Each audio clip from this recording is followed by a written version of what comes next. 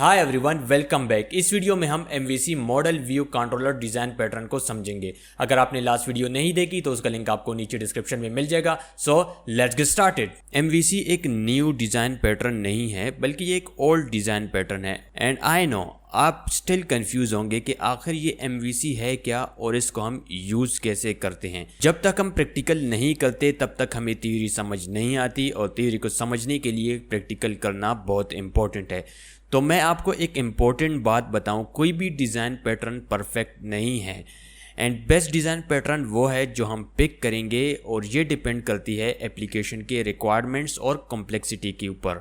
जितनी भी design patterns हैं, MVC, MVP, MVVM एक्सेट्रा, सबका ऑब्जेक्टिव सेम है, which is the separation of concern. MVC stand for model view controller. Model application का brain है, और मॉडल रिस्पॉन्सिबल होता है for handling data, talking to database and managing information. Model के अंदर data related logic होता है। अगर हमने डेटाबेस में यूज़र के इंफॉर्मेशन को स्टोर करना हो तो हम यूज़र मॉडल बनाएंगे। अगर हमने डेटाबेस में नोट इंफॉर्मेशन स्टोर करनी हो तो हम नोट मॉडल बनाएंगे, और सारा मॉडल उसमें हम डिफाइन करेंगे कि हमारे पास किस टाइप का डेटा हम डेटाबेस में स्टोर करना चाहते हैं। मॉडल की कम्युनिकेशन होती है कंट्रोलर के साथ। अब नेक्स्ट हमारे पास है व्यू।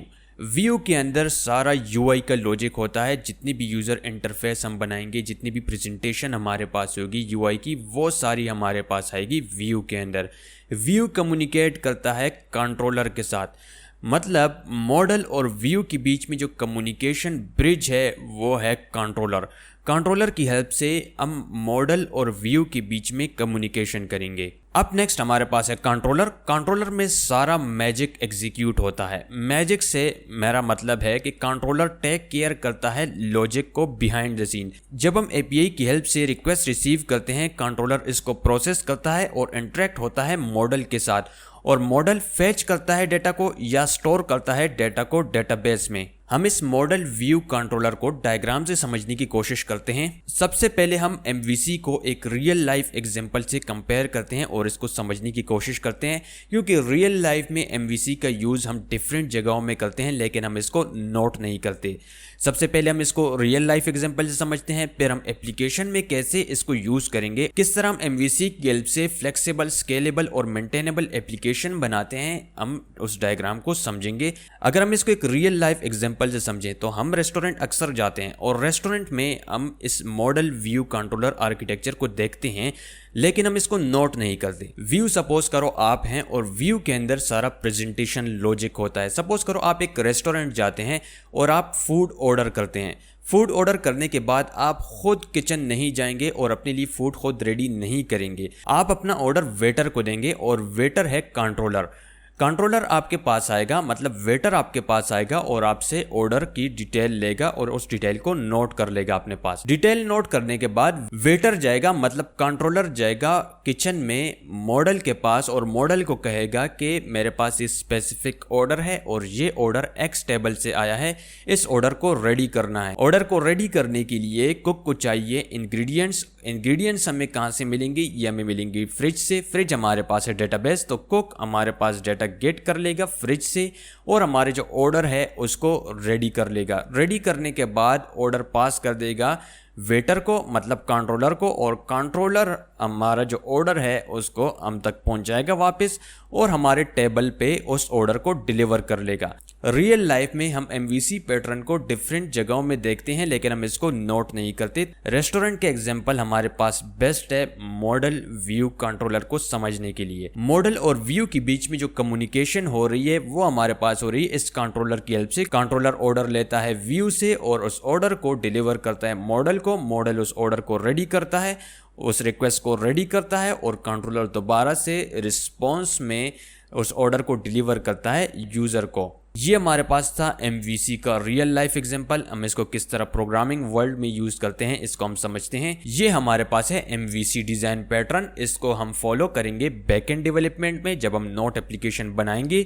स्ट्रक्चर हमने क्रिएट कर लिया था। अगर आपने प्रीवियस वीडियो देखी है तो उसमें हमने MVC स्ट्रक्चर को बनाया था। अगर आपने नहीं देखी तो उसका लिंक आपको डिस्क्रिप्शन में मिल जाएगा। यहाँ पे ये जो बाकी की डिटेल्स हैं जैसे ब्राउजर है, राउटर है और DB है, इसको हम इग्नोर करते हैं कुछ टाइम के लिए और मॉडल व्यू कंट्रोलर को एक नजर देखते हैं। मॉडल हैंडल करता है डेटा लॉजिक्स, कंट्रोलर हैंडल करता है रिक्वेस्ट फ्लो, यूआई हैंडल करता है प्रेजेंटेशन।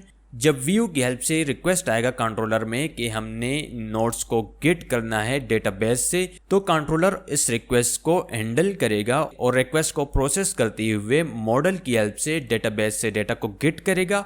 डेटा गेट करने के बाद कंट्रोलर रिस्पॉन्स सेंड करेगा वापस यूआई को, और यूआई में हमारे पास जो चेंजेस हैं वो रिफ्लेक्ट हो जाएगी और यूआई हमारे पास अपडेट हो जाएगी। हम MVC को यूज कर रहे हैं बैकएंड डेवलपमेंट में APIs के लिए, तो हमारे पास व्यू नहीं है तो हम व्यू को इग्नोर करेंगे। इस व्यू को अगर आप देखें तो इसके सराउंडेड आपको ये रेड सर्कल नजर आ रहा होगा, मतलब हम बैकएंड साइड में व्यू को यूज नहीं करेंगे। अगर हम फ्यूचर में व्यू ऐड करेंगे तो हमारे लिए प्रॉब्लम नहीं होगी, क्योंकि हमारे पास जो आर्किटेक्चर है उसका हम पहले से फॉलो कर रहे होंगे एप्लीकेशन में। तो हम इस आर्किटेक्चर को समझते हैं कि कैसे हम बैकएंड डेवलपमेंट में इस आर्किटेक्चर को यूज करेंगे। ये जो आपको पीसी नजर आ रहा है ये ब्राउजर है, पोस्टमैन है या ऐप है। हम रिक्वेस्ट सेंड करेंगे। सपोज करो हम एप्लीकेशन की हेल्प से रिक्वेस्ट सेंड कर रहे हैं, एपीआई हमने इंटीग्रेट कर लिए, हम एपीआई पे रिक्वेस्ट सेंड कर रहे हैं, हमने नोट को ऐड करना है डेटाबेस में। ये हमारे पास है एंड पॉइंट्स। हम ऐड नोट राउट पे रिक्वेस्ट सेंड करेंगे और रिक्वेस्ट हमारे पास आएगा सबसे पहले राउटर में। राउटर की हेल्प से रिक्वेस्ट पास होगा कंट्रोलर में और कंट्रोलर इस रिक्वेस्ट को हैंडल करेगा। कंट्रोलर रिक्वेस्ट को प्रोसेस करते हुए डेटाबेस में डेटा को स्टोर कर लेगा। डेटाबेस में डेटा स्टोर करने के बाद हमारे पास एक रिस्पॉन्स आएगा। रिस्पॉन्स आने के बाद कंट्रोलर इस रिस्पॉन्स को रिटर्न कर देगा यूजर को, तो हमें रिस्पॉन्स मिल जाएगा। अगर रिस्पॉन्स हमारे पास सक्सेस होगा तो यूजर को रिस्पॉन्स होगा एक्नॉलेज ट्रू। अगर हमारे पास फेलियर होगा तो यूजर को एरर मैसेज शो होगा। अगर यूजर ने डेटाबेस से नोट्स को गेट करना हो तो हम गेट माई नोट्स एपीआई पे रिक्वेस्ट सेंड करेंगे। रिक्वेस्ट सेंड करने के बाद रिक्वेस्ट आएगा राउटर में, राउटर से रिक्वेस्ट पास होगा कंट्रोलर में। कंट्रोलर रिक्वेस्ट के फ्लो को मैनेज करते हुए डेटाबेस में चेक करेगा मॉडल की हेल्प से कि हमारे पास डेटा एग्जिस्ट है डेटाबेस में जिसके लिए यूजर ने रिक्वेस्ट की है। अगर हमारे पास डेटा एग्जिस्ट होगा तो हमारे पास रिस्पॉन्स आएगा। रिस्पॉन्स आने के बाद कंट्रोलर इस रिस्पॉन्स को रिटर्न कर देगा यूजर को। रिस्पॉन्स हमारे पास सक्सेस या फेलियर दोनों में कुछ भी हो सकता है। यूजर ने जो रिक्वेस्ट किया है, अगर हमारे पास डेटा एग्जिस्ट होगा डेटाबेस में तो हमें सक्सेस रिस्पॉन्स मिलेगा। यूजर एप्लीकेशन के होम स्क्रीन पे नोट्स को देख सकेगा। अगर हमारे पास फेलियर होगा तो यूजर को एरर मैसेज शो होगा कि हमारे पास नोट्स एग्जिस्ट नहीं है डेटाबेस में। यहाँ पे अगर आप इस मॉडल को देखें तो हम व्यू के साथ इंटरेक्ट नहीं हो रहे। यहाँ से क्लाइंट साइड से हम डायरेक्ट रिक्वेस्ट कर रहे हैं, डेटा को हम फेच कर रहे हैं, डेटा को हम स्टोर कर रहे हैं, लेकिन व्यू हमारे पास यूज नहीं हो रही। हमारे पास व्यू नहीं है तो हम एप्लीकेशन को फोर्स नहीं करेंगे कि हम अपने एप्लीकेशन में व्यू को ऐड करें और यूजर इंटरफेस ऐड करें, क्योंकि हम सिर्फ एपीआईज बना रहे हैं। जब हम एपीआईज क्रिएट करेंगे, एपीआईज क्रिएट करने के बाद हम इसको क्लाइंट साइड एप्लीकेशन में यूज करेंगे या किसी वेब एप्लीकेशन में यूज करेंगे, वहां पे हम इसको इंटीग्रेट करेंगे। हमारे केस में हम इसको इंटीग्रेट कर रहे हैं फ्लटर एप्लीकेशन के साथ, तो फ्लटर एप्लीकेशन में हम एपीआई को कंज्यूम करेंगे। तो यूआई हमारे पास बैकएंड साइड पे नहीं है तो हम व्यू को इग्नोर कर रहे हैं और इस आर्किटेक्चर को अपनी मर्जी से यूज कर रहे हैं। मैं आपको एक और इंपॉर्टेंट बात बताऊं, अगर कोई भी डिजाइन पैटर्न या आर्किटेक्चर आपके सिस्टम के रिक्वायरमेंट्स में फिट नहीं हो रहा तो आप अपना आर्किटेक्चर या अपना डिजाइन पैटर्न बना सकते हैं या एग्जिस्टिंग डिजाइन पैटर्न को मॉडिफाई कर सकते हैं। इसमें कोई भी रिस्ट्रिक्शन नहीं है कि जो भी हमारे पास डिजाइन पैटर्न बने हैं आप उसी को स्ट्रिक्टली फॉलो करें। जितनी भी हमारे पास डिजाइन पैटर्न्स हैं इनका एक ही ऑब्जेक्टिव है और वो है सेपरेशन ऑफ कंसर्न, मतलब कि हम अपने कोड को ऑर्गेनाइज करें, हम फ्लेक्सिबल, स्केलेबल और मेंटेनेबल एप्लीकेशंस को डेवलप करें। ये हमारे पास है फोल्डर स्ट्रक्चर, इसको हम फॉलो करेंगे बैकएंड डेवलपमेंट में एपीआईज क्रिएट करने के टाइम और अपने एप्लीकेशन को स्केलेबल, मेंटेनेबल बनाएंगे इसकी हेल्प से और कोड को ऑर्गेनाइज करेंगे। अगर आपको लगता है कि मैंने कोई कंसेप्ट सही एक्सप्लेन नहीं किया या मैंने कोई कंसेप्ट रॉन्ग एक्सप्लेन कर दिया है तो आप अपना ओपिनियन और नॉलेज शेयर कर सकते हैं। हम एक दूसरे से नॉलेज शेयर करेंगे और साथ में कोडिंग और सॉफ्टवेयर डेवलपमेंट के बेस्ट प्रैक्टिसेस सीखेंगे। तो मिलते हैं फिर नेक्स्ट वीडियो में। अभी के लिए take care and bye bye.